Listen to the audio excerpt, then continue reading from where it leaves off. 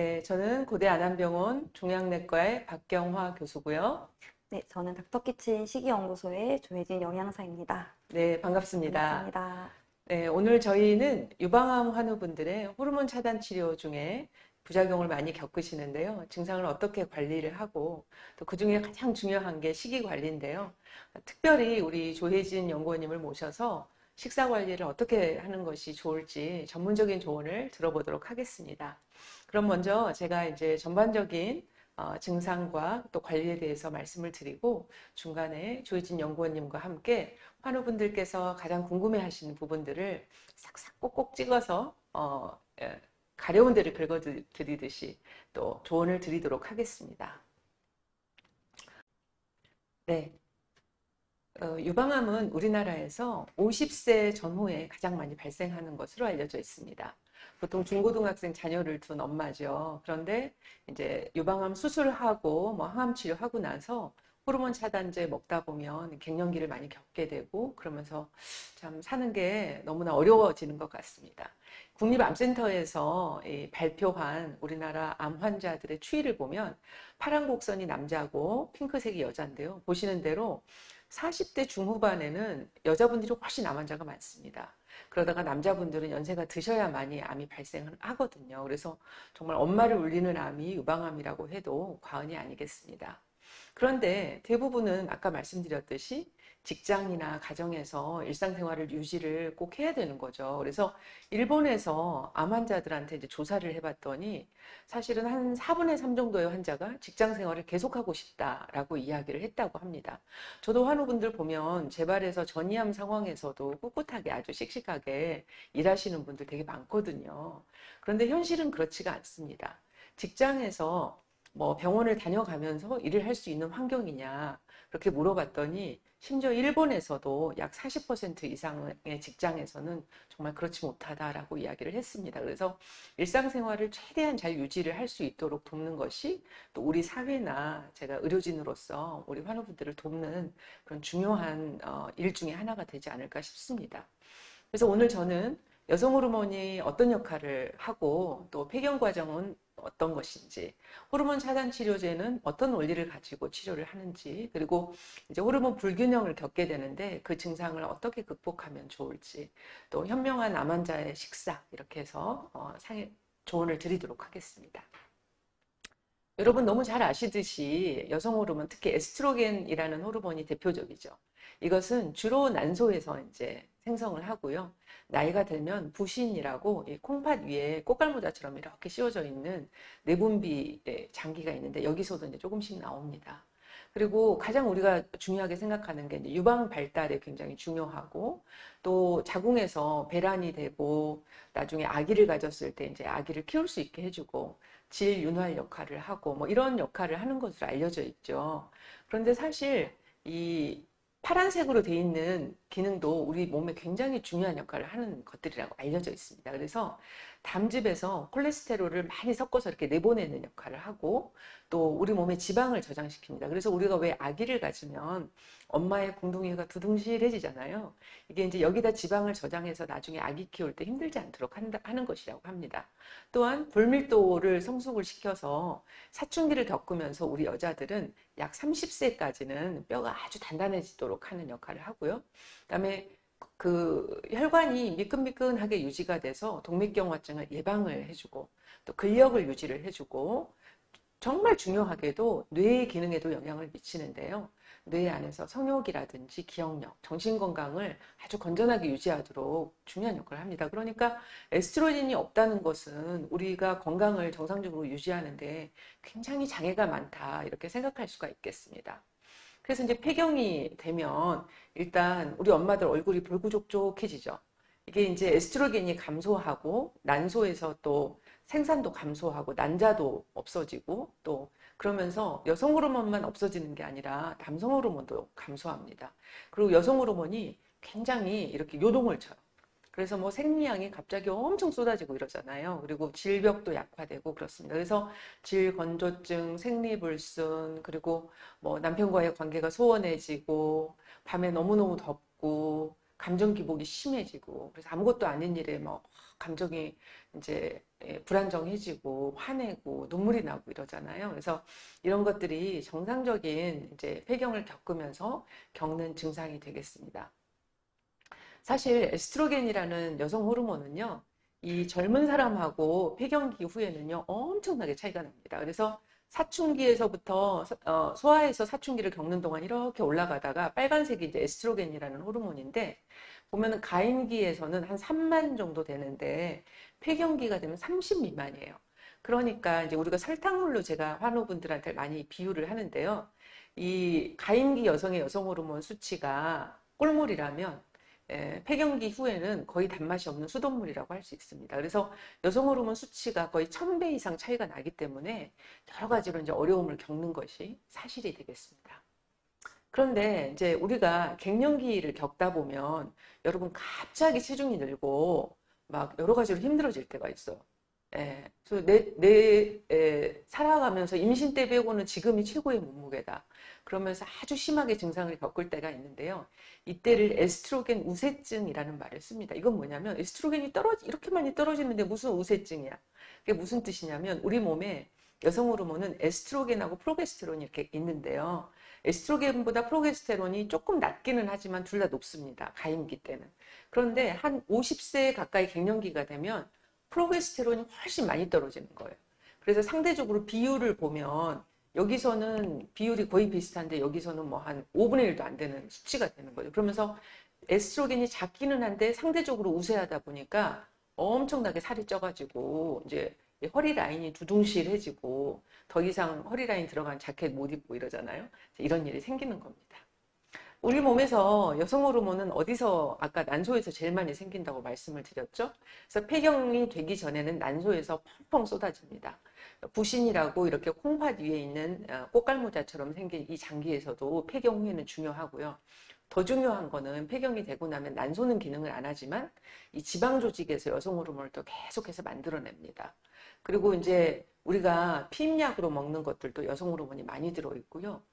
공산품 안에 들어있는 화학 성분들, 그리고 식물성 여성 호르몬도 되게 많아요. 그래서 여러분이 이제 나중에 말씀드리겠지만 식품으로 먹는 것 중에도 식물성 여성 호르몬이 있고요.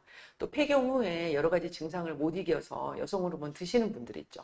그런 것들도 이제 암이 없을 때는 괜찮지만 암이 있을 때는 이런 것들이 다 나쁜 영향을 미친다고 생각하실 수가 있겠습니다.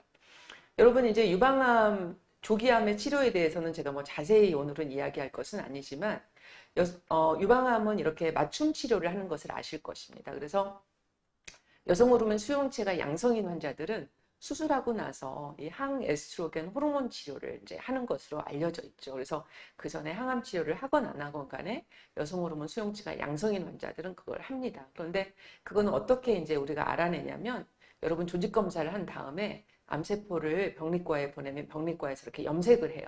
그래서 여성 호르몬 수용체가 양성인 환자들은 이렇게 갈색으로 진하게 염색이 됩니다. 그래서 이런 환자들은 사실 예후가 좋아요. 그래서 이제 약을 오랫동안 드셔야 되는 그런 단점이 있기는 합니다. 근데 예전에는 이 조기 유방암에서 이 호르몬 차단 치료를 한 5년 정도 하는 게 대부분 표준이었어요. 근데 요새는 여기 보시는 대로 굉장히 길게 해요. 5년만 하는 환자가 별로 없습니다. 5년에서 10년을 한다든지 어떤 환자는 뭐 8년을 한다든지 이 폐경 전에 고위험군 환자에서는 난소 기능을 억제하는 주사를 예전에는 2, 3년밖에 안 맞았는데 요새는 한 5년씩 주사를 맞고 거기다가 차단제를 드신다든지 또 폐경 후 여성들도 예전에는 5년만 드시던 거를 림프절 전이가 있는 환자는 한 8년까지 드신다든지 이런 식으로 강력한 호르몬 차단제를 굉장히 오랫동안 치료를 하는 것이 요새 추세가 되겠습니다. 그러다 보면 어떻게 되겠어요? 우리들의 뼈 건강이라든지 또 부작용에 시달리는 기간이 점점 늘어난다는 것이 이제 문제가 되겠습니다. 여성 호르몬 차단 치료를 어떻게 할까요? 여러분 뭐 경험해 보셔서 아시겠지만요. 여성 호르몬 분비는 원래 뇌에서 이제 사령부가 있습니다. 그래서 여기서 주관을 하고요. 여기서 상부 호르몬이 이렇게 나오면 난소에다가 하달을 해요. 난소야 빨리 여성 호르몬을 만들거라. 그러면 매월 주기적으로 이렇게 만들어냅니다. 그런데 이제 난소가 일을 못하게 하려면 두 가지 방법이 있어요. 난소를 아예 수술을 해버리던가 아니면 이 명령 체계를 깨버리면 돼요. 이 명령 체계를 깨기 위해서 맞는 주사가 난소 억제 주사예요. 고세렐린이라고 여러분 4주에 한 번씩 계속 맞고 계시죠. 그게 이제 뭐 졸라덱스 이런 말도 있고 상품명인데요. 그렇게 맞고 있습니다. 그리고 나서 이것만으로도 부족해요. 왜냐하면 아까 뭐라 그랬어요? 제가 부신이라든지 지방 같은 데서 여성 호르몬 나온다고 했잖아요. 그래서 여기서 나오는 여성 호르몬을 못 만들게 하는 것들이 아로마타제 억제제라 그래서 여러분 뭐 아로마신이라는 약도 드시고 페마라라는 약도 드시고 뭐 이럴 겁니다. 그리고 타목시펜이라는 약도 이제 이 여성 호르몬의 작용을 억제를 해서 혹시 몸에 이렇게 먼지처럼 돌아다니는 그런 암세포가 성장하지 못하도록 이제 막아주는 역할을 하는 것입니다. 이렇게 하다 보니까 이제 부작용이 생기죠. 그래서 제일 먼저 이제 흔하게 겪는 거는 벌써 사실은 갱년기 전에 환우분들은 항암 치료하는 동안 난소 기능이 떨어지기 시작하면 관절통이 너무 아프다 그래요. 그래서 아침에 일어나면 손을 주먹을 쥘 수가 없고 부은 것 같고 그다음에 이제 얼굴 홍조가 생기고 어느 날 식은땀이 엄청 나고 이번 여름에 엄청 고생하셨을 것 같아요.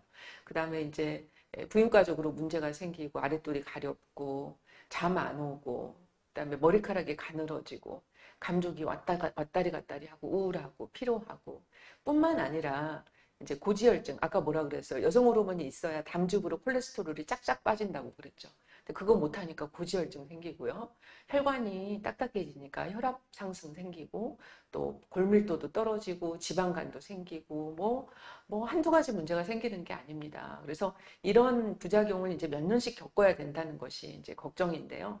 최근에 굉장히 유명한 세계적인 잡지에 이 환우분들이 여성 호르몬 차단제 드시면서 겪는 중요한 부작용이 이렇게 한 5가지 있는데 이거를 확실하게 없애줄 수 있는 방법이 있는가라는 논문이 나왔어요.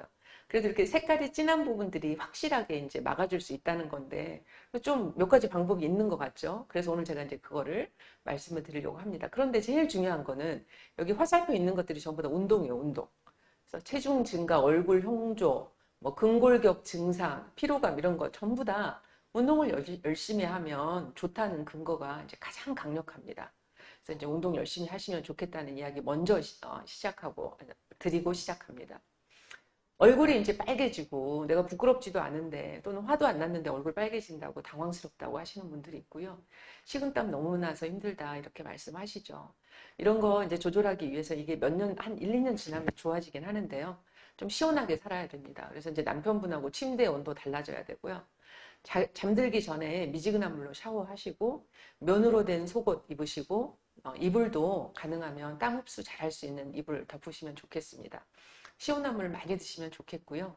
이제 피해야 되는 게 뭐냐면 이 얼굴 빨개지고 식은땀 나는 게 더운 데 가도 그렇지만 스트레스 받고 불안하고 카페인 많이 든 거 드시면은 이런 증상이 더 심해진다고 알려져 있습니다. 우리 환우분들은 술, 담배 안 하실 것 같아요. 단 거 매운 음식도 이런 증상을 악화시킵니다. 그래서 누가 나를 화나게 하고 막 이러면 더 심해져요. 그래서 가족들의 좀 양해를 구하셔야 되고요. 아까 말씀드린 대로 요가, 운동, 또 이제 마음 관리. 웬만한 일에는 흔들리지 않도록 하는 마음 관리 중요하고 너무 불편하시면 주치의 선생님하고 상의해서 약물 투여해 달라고 하시면 또 잘 조절할 수 있는 약이 있습니다. 부인과적인 문제도 사실은 대놓고 말하기 어려운 되게 힘든 문제이기도 합니다. 이제 아랫도리가 가렵다 이런 말씀 하시고요. 따끔거린다, 또 피가 비친다, 화장실 자주 간다, 뭐 이런 말씀 하세요. 또 질건조증이 이제 심해지면은 이 부부관계 하기가 너무 어렵고 막 피나고 이러거든요. 그래서 일단은 증상이 조절될 때까지 염증 치료를 한다든지 해야 되는데 이제 산부인과 선생님을 만날 때 나는 유방암 환자이기 때문에 여성 호르몬이 포함된 질정 같은 거는 하지 말아주세요라고 알고 계셔야 됩니다. 사실 호르몬이 조금 포함되어 있지만 질을 통해서 흡수가 돼서 여러분 피를 타고 온몸에 퍼지기 때문에 조심하셔야 되고요. 이제 남편의 양해가 조금 필요합니다. 그런데 이 증상이 있다고 해서 무조건 피하시면 관계가 망가지고 또 남편분이 소외될 수가 있어서 또 그 부분도 환자지만 또 배려를 해야 되는 게 사실인 것 같습니다. 관절통 아까 말씀드렸듯이 되게 괴로워하시는데요. 아프지만 좀 많이 걸어야지 빨리 풀립니다.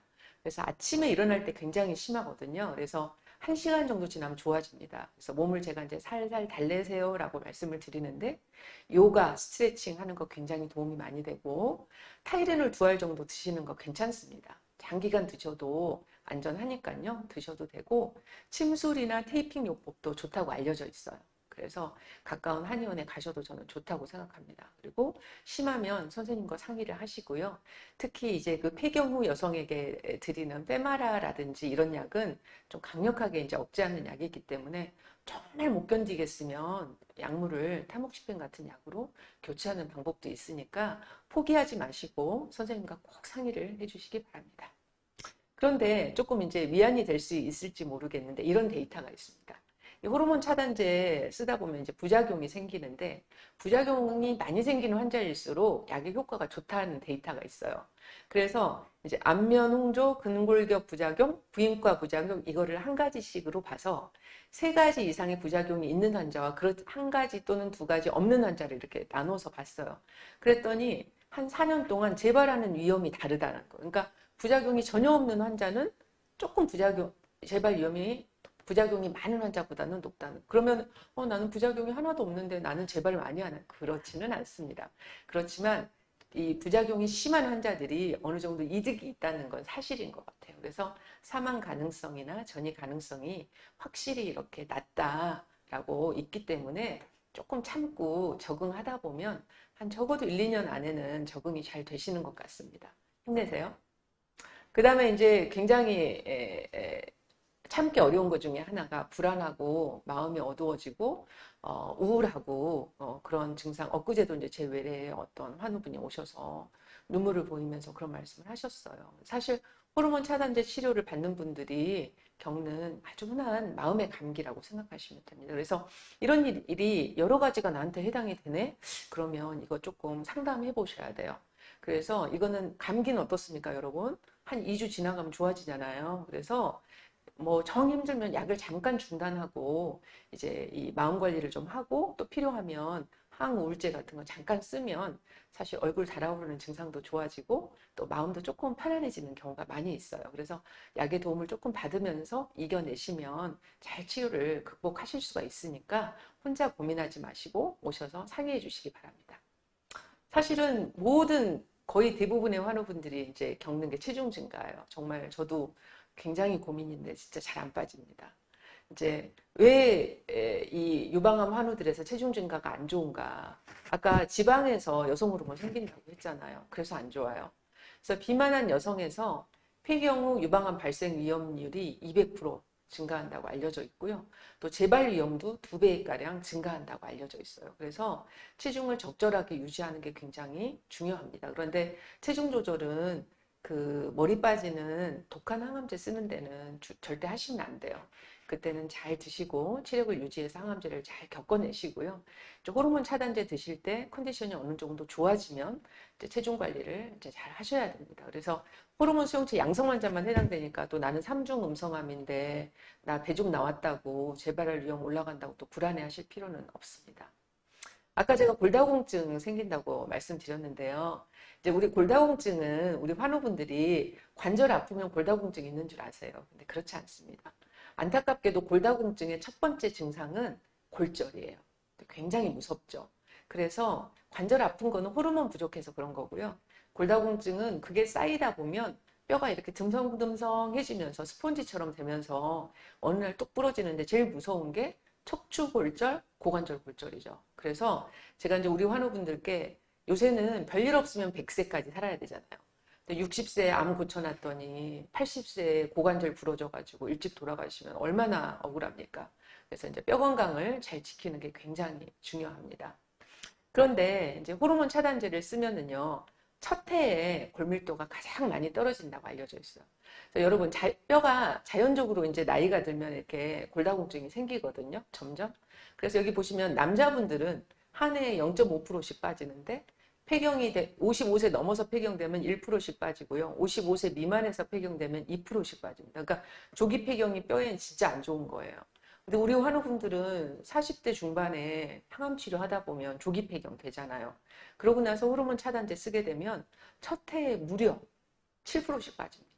엄청난 손실이죠. 그래서 이때 사실 정신없어서 뼈 건강에 신경 못 쓰시는데 골밀도 검사 반드시 해보고 운동 열심히 하고 필요하면 약 드시도록 하시는 게 굉장히 중요합니다. 그래서 주기적으로 골밀도 체크하고 칼슘, 비타민 D 드시고 네, 운동하시고 더 중요한 거는 비타민 D를 먹는 것보다는 하루에 15분 이상씩 햇빛을 쬐셔서 몸에서 천연 비타민 D를 합성하도록 노력하시는 게 더 좋습니다. 그래서 이렇게 운동을 이렇게 하시면 돼요. 그래서 모든 연령의 여성에서 유방암 발생을 운동을 하면 감소시키는 것으로 알려져 있고요. 또 호르몬 차단제 부작용, 근골격 통증, 얼굴 벌게지는 거, 피로감 이런 것들을 다 좋아지게 한다고 알려져 있어요. 그리고 이제 젊어서부터 운동을 하면요. 이 어린아이들 운동을 시키면 초경 연령이 늦어지고요. 운동으로 체지방이 떨어지니까 여기서 여성 호르몬 잘 안 생기고 또 운동 자체가 혈중의 에스트로겐을 감소시켜주고 또 지방간이 없어지면 이 지방의 그 간에 에스트로겐이 이렇게 쌓이는 것을 또 없애주고 여러모로 건강에 좋습니다. 그래서 여러분 운동하세요. 네. 근데 이제 사실은 운동만으로는 진짜 살 빼기 어려운 것 같아요. 내가 오늘 빵 한 개 먹었는데 고로케 하나 먹었는데 운동해서 빼려면 30분 이상 땀 뻘뻘 흘려야 되거든요. 그래서 사실은 건강하게 먹는 게 훨씬 중요한 것 같습니다. 네, 그래서 식사가 굉장히 중요한데요. 어떻게 하면 건강하게 먹고 또 날씬한 몸을 유지하고 뼈도 튼튼하게 하고 할 수 있을지 우리 팀장님께 팁을 들어보도록 하겠습니다. 팀장님. 네, 말씀드리도록 할게요. 네. 네, 그 치료 중에서 어떻게 드셔야 되는지 함께 좀 말씀드리려고 하는데요. 교수님 말씀하셨던 것처럼 아무래도 5에서 10년까지 네. 치료가 길어지기 때문에 네. 더욱더 또 식사요법이 중요할 것 네, 같습니다. 맞습니다. 저는 그래서 지금부터 왜 식사가 중요한지랑 또 어떻게 드셔야 되는지 그리고 또 환자분들이 자주 물어보시는 질문들에 대해서 좀 답변을 드리고 어떻게 드실지 예시까지 조금 보여드리도록 할게요. 네. 아무래도 항암이나 방사선 치료를 하실 때보다는 식사를 좀 더 잘 하시는 편이시죠, 아무래도. 그렇습니다. 이제 메스꺼운 증상이나 입맛이 변하거나 이제 그런 게 없어지고 맞아요. 그러다 보면 나도 방심한 사이에 체중이 확 늘어요. 맞아요. 기간 또 기니까 방심을 네. 하실 수밖에 없어요. 네. 근데 또 되게 슬프게도 연구 결과에 따르면 유방암 환자분들의 경우에 일반 사람들보다 만성질환에 노출될 위험이 높다고 하고요. 그 종류가 비만, 당뇨, 고혈압, 뇌졸중, 고지혈증, 골다공증 등 굉장히 좀 다양했어요. 그렇기 때문에 우리가 좀 장기적이지만 그 끈을 놓치지 않고 식사 관리를 좀 지속적으로 해주시는 게 필요할 것 같은데요. 앞에서 교수님께서 힌트를 주셨었어요. 안 좋은 것, 딱 단어가 나왔었는데요. 바로 비만이었죠. 네. 그만큼 또 체중이 많이 늘어나는 편이실까요? 맞습니다. 네. 또 이제 특히 이렇게 갑자기 폐경이 되면 한 2, 3년이 굉장히 고비인 것 같습니다. 네, 체중이 갑자기 납니다. 그게 또 갑자기 드는 체중이 굉장히 네. 위험하다고 나왔는데요. 실제로 연구 결과에 따르면은 암 위험률을 증가시키는 걸로 거의 확실하다라고 했던 게 하필 비만이 들어가 있었고요. 확실하게 위험률을 좀 감소시키더라라고 나왔던 건 야채랑 과일이었다고 해요. 그래서 이 두 가지에 대해서 좀 자세히 알아보도록 하겠습니다. 그래서 일단은 앞에서 체중 얘기가 제일 많이 나왔는데요.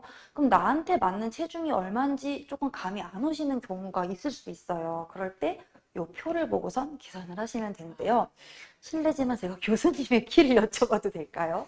저는 158 정도 되기 때문에 네, 여기에 해당이 네. 되시네요. 그래서 여자분들의 경우에 여기 키에 보시고서 해당되는 적정 체중을 계산을 하시면은 내가 이 정도 체중이 좋겠구나 라고 확인을 해보실 수 있고요. 지금 만약에 이 체중을 넘어섰다 하더라도 너무 급격히 빼시는 것보다는 천천히 조금씩 체중을 조절하셔서 혹은 더 늘지 않도록 관리하시는 것만 해도 큰 효과가 있다고 합니다.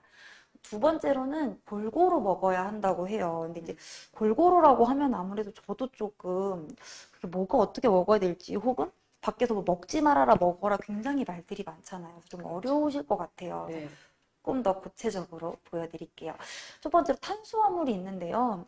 보통 탄수화물이라는 게 체중을 유지하거나 힘을 내게 하느라고 쓰이는 건데 이거를 좀 여자분들이 많이 드시는 경우가 많다고 해요. 근데 여자분들이 밥도 많이 드시나요? 밥보다는 이제 빵이나 고구마 이런 거 좋아하시죠? 네, 제 얘기 하시는 줄 알았어요. 네. 맞습니다. 뭐 빵이나 고구마 네. 이런 것들 너무 유혹이 큰데요.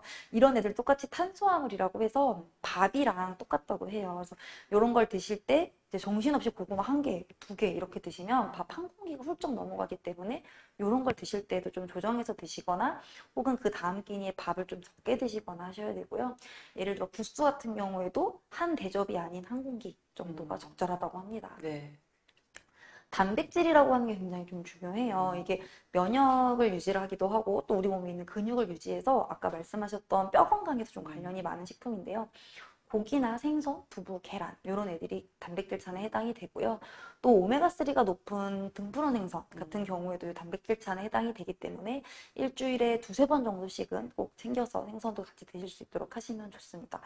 반대로 조금 안 좋은 고기들도 있어요. 아무래도 그러게요. 네, 지방이 좀 높은 것들 있죠. 예를 들어 닭 껍질이라던가 혹은 뭐 베이컨, 갈비, 뭐 소세지 같은 가공육 같은 애들은 조금 제외하고 드실 수 있도록 하시는 게 좋습니다. 네. 삼겹살 좋지 않습니다. 아, 네, 네. 삼겹살 좋죠. 하지만 네. 조금 더 기름기가 없는 부위로 드실 수 네. 있도록. 목살 좋습니다. 네, 목살. 그리고 같은 걸 드셔도 혹은 뭐 수육처럼 좀 기름기를 뺄 수 네. 있는 기름을 덜 사용하는 요리가 좋고요.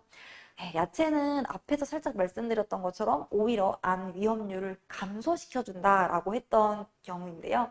그래서 하루에 또 한 끼 야채 드시면 교수님 좀 많이 드시는 편이실까요? 저는 채소를 좋아합니다. 그래서 나물 반찬, 꼭 또 챙겨 드시고. 싱거운 김치. 싱거운 김치까지 네. 완벽하시네요. 맞아요. 근데 저 같은 경우에도 한 끼에 한 접시를 먹기가 좀 힘들어요. 근데 실제로는 한 끼에 적어도 한두 접시 혹은 네. 한두 주먹 정도를 드셔야 된다고 하고요.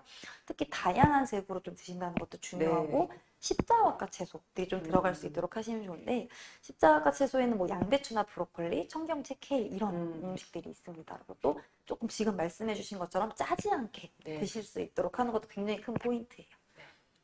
과일 좋아하세요, 교수님? 제가 과일 때문에 살을 못 빼고 있습니다. 네, 과일을 너무 좋아하고 있습니다. 참 맞아요. 문제입니다. 과일 끊기가 네. 힘든데요. 환자분들 중에서도 항암하실 때 밥은 못 드시는데 과일은 한 접시를 드시는 분들을 제가 네. 뵀었어요. 근데 과일이 원래 비타민도 많고 좋긴 하지만 많이 먹었을 땐 얘도 지방으로 저장이 된다고 해요. 그래서 하루에 한 주먹 정도라고 기억하시면 됩니다. 네. 그럼 자주 물어보시는 질문들을 제가 좀 살펴보도록 네, 할게요. 제가 진료실에서 좀 못答드린 아, 네, 맞아요. 질문을 좀 굉장히 오늘 해소해 좀 주셨으면 맞아요. 좋겠습니다. 자주 나오는 질문들이 좀 있을 텐데요. 네. 첫 번째로 콩이 네, 나왔습니다. 맞습니다. 콩 많이 물어보시죠. 네. 네, 한때는 콩이 이제 그 에스트로겐과 비슷한 구조를 갖고 있는 이소플라본이라는 그런 요소가 있어서 유방암의 발생을 억제해준다라는 말이 있었는데요. 또 한때 다시 연구를 또 해봤더니 반대로 좀 증가시킨다라는 영양 연구들이 좀 있었어요. 근데 그 결과들을 또 잘 살펴보면 굉장히 과용을 하시는 경우에 좀 해당이 됐더라고요. 그래서 네. 어디에 한때 좋다라고 해서 뭐 즙이나 엑기스 이런 걸 너무 네. 무리해서만 드시지 않는다면 어느 정도 그냥 식품으로 드시는 두유, 콩 같은 식품 정도는 식품으로 하루에 뭐 한두 회 정도 들어갈 수 있도록 하시는 것도 가능하고요. 또 콩 외에도 식물성 여성 호르몬 식품들이 좀 있어요. 그래서 제일 대표적인 게 석류인데 특히 또 위험한 게 석류를 다들 이렇게 드시기보다는 석류즙 이런 걸 많이 드세요. 최근에 석류 콜라겐 아, 맞죠. 유행해서 그것도 유행이었어요. 아주 환우분들께서 굉장히 많이 많이 물어보셨는데요. 그러실만 해요. 이겁니다. 이거 네, 절대로. 네, 이겁니다. 유방암 환우는. 네, 맞습니다. 맞아요. 지금 또 다른 분들보다는 여성 호르몬에 조금 주의하셔야 되는 분들은 주의하실 수 있도록 같이 살펴보시면 좋겠습니다. 아, 이것도 전 되게 많이 질문을 받았었는데요. 아, 밀가루 음식. 저도 좋아하거든요. 특히 저는 빵을 끊을 수가 없어요. 많이 들으시죠? 네. 네. 그래서 지금 뭐 밥은 좀 적게 드시더라도 뭐 빵이나 떡 이런 거, 국수 이런 거 달고 사시는 경우에 밀가루 자체가 암을 유발하지는 않았다고 해요. 하지만 이걸 어느 이상으로 많이 드셔서 체중이 많이 증가하는 경우에는 암 발생 위험을 높였다고 합니다. 그래서 나는 그래도 빵을 끊을 수 없다 하시는 분들은 요즘에는 아몬드로 만든 빵 같은 것도 있고요. 곤약으로 만든 떡이나 뭐 곤약면 이런 애들이 있어서 나는 뭐 잡채가 좀 먹고 싶은데 밥도 많이 먹고 싶어 하실 때는 잡채 정도는 곤약면이나 천사채 같은 걸로 이용하신다거나 떡볶이 같은 거 하실 때도 조금 이제 심심하게 간하시면서 곤약떡 같은 거 이용하시는 것도 좋은 팁일 수 있겠습니다. 굉장히 좋은 네, 네. 또 그 떡순이라서. 아이디어가 네. 아주 빛납니다. 그리고 사실은 제가 먹어보면 네. 통밀이나 호밀빵을 먹으면 진짜 한 조각만 먹어도 점심때까지 하나도 배고프지 맞아요. 않거든요. 포만감이. 네, 맞아요. 그래서 거기에 뭐 계란이나 치즈나 이런 게 얹어서 토마토나 드시면 훌륭한 한 끼 식사가 될 것 완벽하죠. 같습니다. 그쵸. 네. 영양소도 골고루 들어갈 수 있게 하시는 네. 방법이 잘 알고 계시네요. 교수님. 그리고 단 음식. 야, 이거 빼먹을 수 없는데요.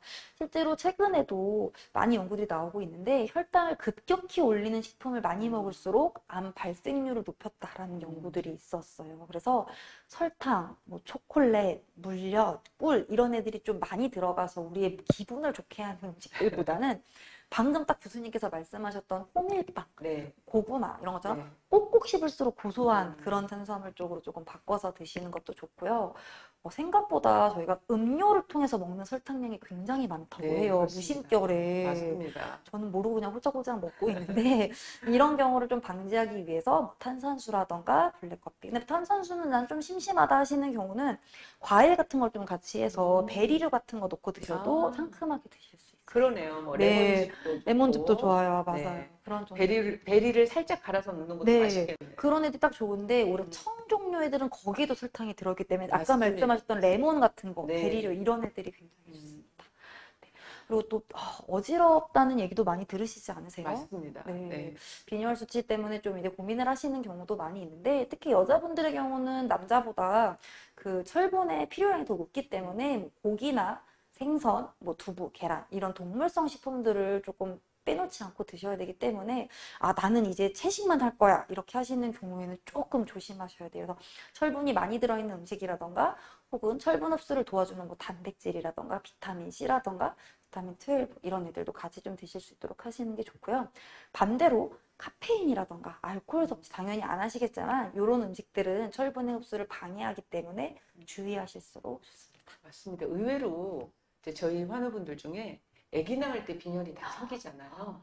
근데 그때 빈혈을 교정하지 않고 지내시다가 유방암 생길 때까지 그냥 계시다가 오시는 분들이 있어요. 그래서 참 안타까운데 항암 치료하다 보면 고기 맛이 그 맛이 아니거든요. 맞아요. 그래서 이제 뭐 계란, 뭐 해산물이라도 드시라고 하는데 네. 오늘 여기 자료를 보니까 뭐 계란으로는 비할 바가 아니네요. 굉장히 네, 높죠. 그죠? 굴비나 네. 이면수 이런 종류들도 네. 활용하기에 좋아요. 이런 굉장히 것도 좋네요. 하나만 드셔도 그래도 네. 하루 어느 정도의 필요량을 채울 수 있다. 네, 굉장히 비린내가 그렇게 많이 나지 않는데 네, 맞아요. 굉장히 좋은 정보 주셔서 감사합니다. 네.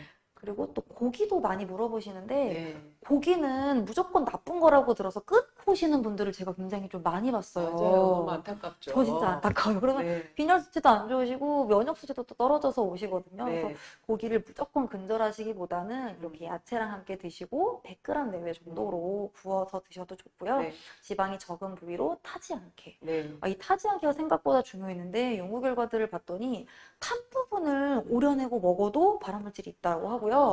그 연기에도 많이 들어있대요. 저는 그래서 연기는 정말 생각을 못했었는데 연기도 좀 조심하실 수 있도록. 숯불에 구운 갈비 이런 거 먹으면 이제 절대로 안 돼요. 그러거나 뭐 가족들만 구워주고 난 안 먹어라고 해도 굽다가 또 연기를 맡으시는 경우도 있기 네. 때문에 그런 것도 좀 주의하셔야 돼요. 유방암 치료가 고난의 연속입니다. 네, 또 기간도 길어가지고. 그러니까요. 저희도 사실 그런 부분은 좀 같이 건강을 위해서 피하는 쪽으로. 그렇지만 아주 드물게 한 번씩은 드셔도 됩니다. 정말 네. 땡기고 하실 때는 그럼요. 저도 당연히 입에 맞는 쪽으로 드시는 네. 게 더 좋아요.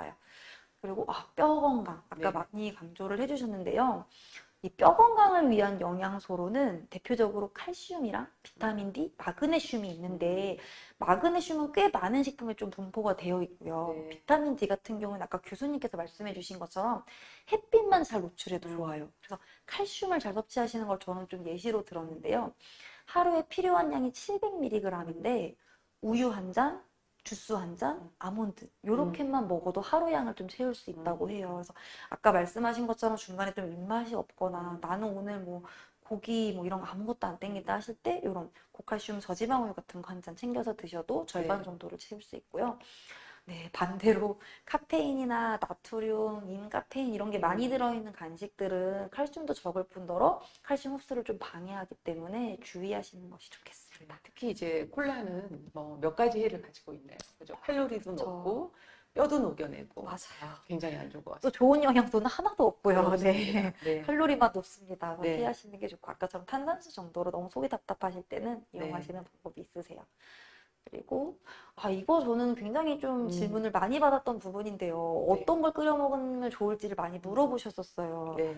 근데 이게 어떤 거를 일부러 특정 식품을 끓여 드셨다가 나중에 그거에 대해서 안 좋은 효과 연구가 있어서 후회하시는 분들을 저는 더 많이 봤었거든요. 그래서 오히려 그거보다는 충분히 물을 많이 드셔서 포만감도 느끼고 노폐물도 많이 내보낼 수 있도록, 그리고 네. 또 혈압이나 체액 균형에도 도움을 줄 수 있도록 하루에 적어도 1리터 정도는 꼭 챙겨 드실 수 있도록 물을 네. 많이 드실 수 있도록 해주세요.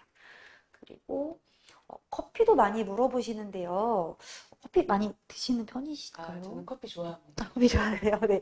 커피 종류는 커피 자체가 뭐 암을 일으킨다거나 이런 위험성은 발견된 게 없고요. 오히려 일부 암의 경우에는 뭐 낮췄다는 보고도 있었어요. 단지 잠이 안 오거나 화장실에 자주 갈 정도로 너무 많이 드시는 경우에는 컨디션을 떨어뜨릴 수 있기 때문에 그 점 주의해 주시는 거랑 설탕이랑 프림 없이 드실 수 있도록. 교수님은 블랙으로 네, 드시죠? 블랙으로 제가 이 설탕 커피를 잘 끊지 못해가지고 네, 이건 저도 먼저 끊도록 하겠습니다. 네. 네, 이걸로 또 이제 질문에 대한 거는 저희가 좀 답들을 알아봤는데요. 네. 그러다 보니까 나는 그래도 좀 식단을 보고 싶어요 라고 하시는 경우들을 네. 제가 자주 봤어요. 그래서 간단히 좀 식단을 조금 짚어보도록 할게요. 식단 구성 예시를 좀 보여드릴 텐데요. 아침 식사 때 이제 가족분들 다 출근하시고 나면은 그냥 간단히 곰탕 국물에 밥 말아 드신다거나 하시는 경우 있는데요. 생각보다 곰탕에는 단백질이 그렇게 높지가 않아요. 맞습니다. 그래서 웬만하면 차라리 그냥 국물보다는 고기를 한 점 드시는 게 조금 더 나을 수 있고요.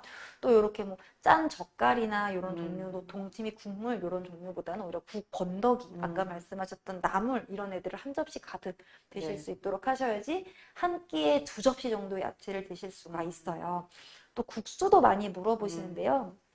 국수 자체가 나쁜 건 절대 아니고 국수만 놓고 드시지 않고 조금 다른 야채랑 같이 드실 수 있도록 하시거나 비빔밥 같은 경우도 굉장히 좋은 예시가 될 수 네. 있어요. 또 앞에 살펴봤던 그런 뭐 외식하시거나 하실 때 밖에서 이제 직화로 굽는 숯불에 굽는 그런 구이보다는 불고기 같이 집에서 이렇게 볶아서 야채쌈 잔뜩 해가지고 드실 수 있도록 하시면 좋고요. 요 식단에서도 보시면은 부분 콩밥에도 콩이 조금 들어갈 수 있고 뭐 된장찌개도 두부가 좀 들어갈 수 있고 네. 그래서 요 정도로 식품으로 드시는 콩류들은 괜찮다라고 알고 계시면 될 것 같습니다. 굉장히 균형이 있어 보이고 네. 사실 우리 환우분들은 소박한 밥상이라도 맞아요. 누가 차려주면 제일 맛있게 드실 텐데. 그러게요. 네, 그게 참 안타깝습니다. 맞아요, 저도 안타깝습니다. 네. 네. 본인에게 차리는 식사도 약간 선물이라고 생각하시거나 네. 가족분들께 챙겨주시듯이 그렇게만 잘 챙겨 드셨으면 하는 마음이요. 정말 중요한 네. 말씀이세요. 너무 간단히 네. 드시는 경우를 제가 자주 뵈서 네. 잘 말씀해 주신 것 같아요. 자기를 사랑하는. 맞아요. 네. 자기 사랑하는 마음으로. 네. 그래서 몇 가지 좀 간단하게 만들 수 있는 음식들의 팁을 조금 설명을 드리려고 하는데요. 아까 앞에서 말씀드렸던 그 잡채라던가 네. 혹은 이런 태국식 팟타이 같은 경우에도 쌀국수나 뭐 이런 당면 대신에 곤약면 같은 거 사용하셔도 칼로리도 낮출 수 있고요. 또 포만감을 많이 느낄 수 네. 있게 도와드리고요. 이때 야채 드실 때도 조금 이렇게 다양한 색깔로 야채 드시되 파프리카, 당근 이런 경우는 지용성 비타민이 많기 때문에 네. 약간 기름에 볶아서 사용하시는 것도 좋은 방법입니다. 네. 그리고 고기 드실 때도 적색육보다는 약간 닭고기 종류도 살짝 더 이용하셔서 포화지방을 낮출 수 있는 방법도 있고요. 또 집에서 뭐 국이나 전골 같은 거 끓이실 때도 황태라던가 두부 이렇게 넣고 드시면은 간단하게지만 단백질과 칼슘을 보충하실 수 있습니다. 그리고 샐러드도 이제 입맛 없으실 때는 많이 드세요. 얘가 아무래도 조금 아까처럼 열감이 있거나 네. 입맛이 없거나 할 때는 입맛을 좀 살려줄 수 있는데요. 이때에도 난 밥 먹기 싫고 샐러드만 먹을 거야 하실 때에도 퀴노아나 보리나 귀리 이런 곡물을 넣고 드신다거나 뭐 아까처럼 계란을 조금 넣고 드신다거나 새우 같은 거 넣고 드시면은 균형을 잘 맞춰서 한 끼로 드실 수 있습니다. 네. 그러다 보니까 이제 드레싱의 경우에 좀 많이 고민이 되세요. 가면 드레싱 종류가 굉장히 많은데 얘는 설탕이 들어있고 얘는 또 마요네즈가 들어있고 네. 고민이 좀 많아서 집에서 간단히 해서 드실 수 있는 드레싱을 조금 소개를 드리려고 하는데요. 종류는 되게 간단해요. 그냥 네. 깨랑 식초, 간장, 올리고당, 다시마 집에 있는 것들이에요. 그래서 깨를 살짝 볶은 다음에 믹서기에 갈아주시고 다시마 국물을 끓여서 섞어주세요. 여기에다가 다시 식초나 맛간장, 올리고당을 이제 요 양만큼 넣고선 같이 갈아서 드시면은 샐러드 같은 거 하실 때 약간 고소하면서도 살짝 새콤하고 그런 맛으로 설탕 넣지 않고 드실 수 있는 샐러드를 네. 쉽게 만드실 수 있습니다. 아주 건강한 드레싱이 될 것 네, 같습니다. 저도 요거는 가끔 해 먹는데 오히려 네. 고소하고 맛있더라고요. 네. 네. 그래서 마지막으로 식사에 대해서만 조금 음. 살짝 정리를 해드리면요. 제일 중요했던 거는 적정 체중을 유지하시는 거랑 두 번째는 먹기 전에 한 번만 딱 고민해 보시고서 나를 위한 선물이라고 생각하고 드실 수 있도록 그리고 교수님께서 강조하셨던 소박한 식사의 힘을 조금 더 믿을 수 있도록 네. 해주시고요. 저는 사실 교수님 네 번째가 제일 중요한 것 같아요. 네, 맞습니다. 즐겁게 식사하셔야 돼요. 스트레스를 막 받으시면서 드시기보다는 드실 때만큼은 좀 해피한 마음으로 드실 수 있도록 해주시고 아까 교수님께서 말씀하셨던 것처럼 운동이라던가 이런 뭐 규칙적인 생활 습관 이런 게 함께 병행될 수 있도록 식사 생활 습관 유지해 주시면 좋을 것 네, 같습니다. 감사합니다. 네. 아, 이게 그 식사 습관이라는 게 하루아침에 바뀌지 않거든요. 엄청 오래 걸려요. 뭐 40년, 50년 해온 것들이 하루아침에 맞습니다. 바뀌진 않습니다. 그렇지만 이제 이런 정보를 머릿속에 넣고 방향을 가지고 가시면 어느 날 이제 꾸준히. 나에게 맞게 맞습니다. 그래서 지속 가능한 방법으로 본인에게 맞는 방법으로 바꾸어 가시면 좋을 것 같고요. 이거 뭐 다 만들기 어려우시면 요새 밀키트 이런 거 많이 나와 있습니다. 예, 그래서 건전한 이제 건강한 재료를 가지고 나와 있는 맞습니다. 것들도 있으니까 사실 뭐 찾아보시고 또 식사 만들기 귀찮으시거나 어려우시면 또 가족 수가 뭐 한 명이나 두 명인 가정에서는 얼마든지 또 다른 사람의 도움을 받아서 건강한 식사할 수도 있을 것 같습니다. 네, 맞습니다. 네. 네, 조희진 팀장님께서 이제 환우분들을 위해서 아주 섬세하고 자상하게 식사 조언을 많이 해주셨는데요.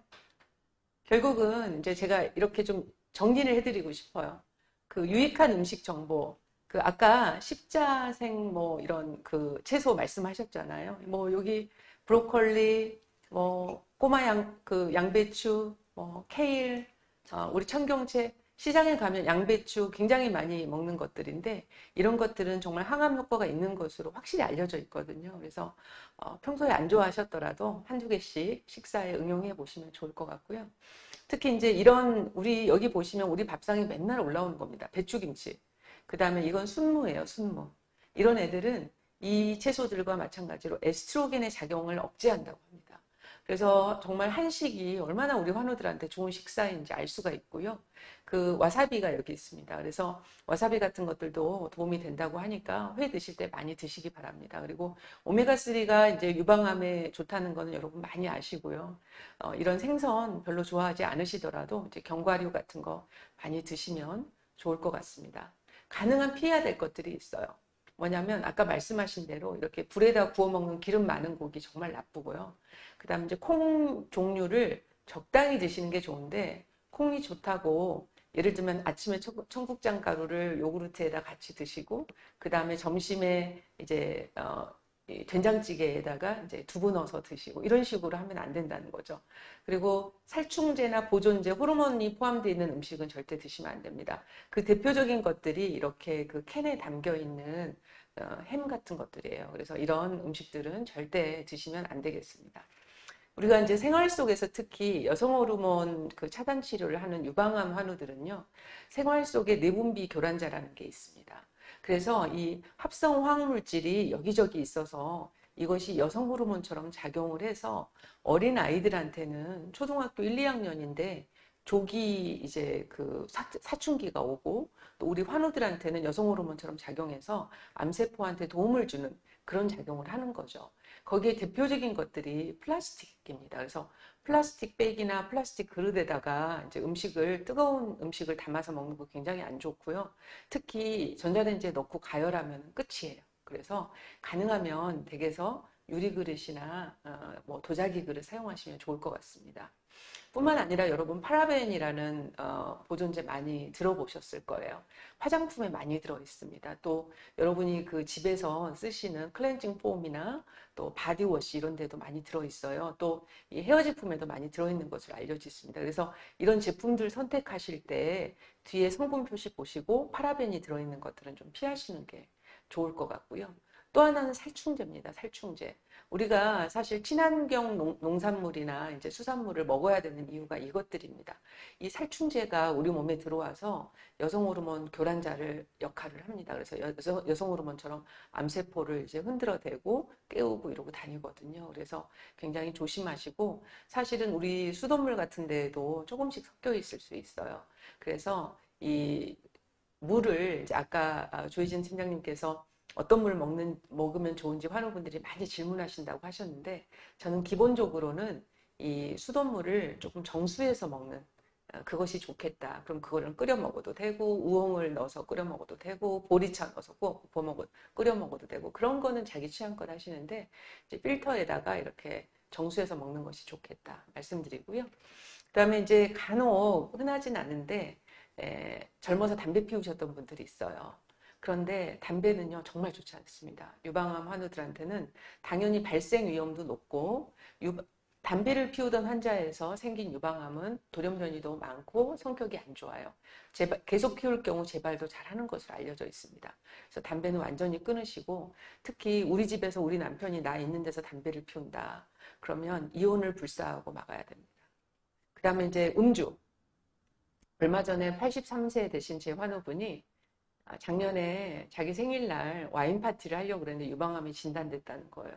그 뒤로 항암 치료하느라고 1년간 한 잔도 못 마셨대요.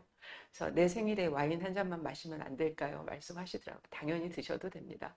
그렇지만 많이 드시는 건 좋지 않고요. 그 많이가 여자들에서는 굉장히 양이 적어요. 그래서 와인으로 치면 한 잔 미만으로 드셔야 되고, 자기 잔으로 한 잔 미만으로 먹어야 돼요. 그러니까 소주는 소주잔 한 잔, 막걸리는 막걸리잔 한 잔, 맥주는 맥주잔 한 잔 미만으로 드셔야 됩니다. 특히 젊은 여성에서는 술 많이 먹으면 유방암 발생 위험이 높고, 알코올이 여성 호르몬 농도를 올린다고 알려져 있어요. 그래서 이제 술을 즐기시던 분들은 절대 드시면 안 되겠습니다. 이게 이제 제 마무리 슬라이드인데요. 여성 호르몬 불균형 증상, 또 호르몬 치료로 인해서 많은 고생하시는데, 일단 마음이 건강해야 되겠고, 내 몸을 조금 달래줘야 됩니다. 이 여성 호르몬이 들어오면 온몸이 부드럽고 살기가 좋은데, 갑자기 중단을 하고 억제를 심하게 하는 그런 치료를 몇 년간 하다 보면 약간 어느 날은 내 몸이 나한테 성을 내고 있구나 이렇게 느끼실 때가 있어요. 그래서 몸을 잘 달래시고 마사지도 해주고 스트레칭도 해주고 그렇게 해주시기 바랍니다. 그리고 약의 도움을 받는 거에 대해서 절대 주저하지 마시고요. 하루 이틀 할 치료가 아니니까요. 그리고 조 팀장님 말씀하신 것처럼 건강하게 식사하는 거 굉장히 중요하고, 늘 운동하셔야 됩니다. 치매 예방, 날씬한 몸매, 유방암 예방, 당뇨병 예방, 고혈압 예방, 전부 다 운동으로 해결할 수 있습니다. 그러다가 미스코리아 나갈 수 있게 될지도 모릅니다. 여러분 건강하게 운동하시고 즐겁게 사시기 바랍니다. 네, 경청해 주셔서 대단히 감사합니다. 네, 오늘 유방암 때문에 호르몬 차단 치료 하시는 환우분들께 여러 가지 조언을 두서없이 드린 것 같은데요. 어떠셨어요? 평소에 궁금하셨던 많은 궁금증이 해소되셨는지 모르겠습니다. 조희진 팀장님 어떠셨어요, 오늘? 네, 저도 많이들 도움이 되셨으면 좋겠고요. 저야말로 교수님 강의를 들으면서 오늘 굉장히 또 제가 모르고 있던 부분들에 대해서 좀 이해할 수 있어서 더 좋았던 것 같습니다. 그렇게 말씀해 주셔서 네. 감사합니다. 저도 평소에 시간이 별로 없어서 진료실에서 자상하게 설명 못 드려서 이 자리를 빌어서 정말 죄송하다는 말씀 드리고요. 또 이 영상을 통해서 우리 환우분들께서 본인 하고 계신 치료에 대해서 조금 더 잘 이해하시고 잘 견딜 수 있는 힘이 되는 자료가 됐으면 좋겠습니다. 저희는 또 다음에 더 좋은 내용과 또 조언을 들고 환우분들 뵙도록 하겠습니다. 오늘 정말 반갑고 또 감사했습니다. 코로나 시국에 항상 건강하시고요. 또 진료실 말고 밖에서 속히 마스크 벗고 만날 수 있는 날을 기다리겠습니다. 팀장님, 저희 함께 인사드릴까요? 네. 네, 감사합니다. 감사합니다.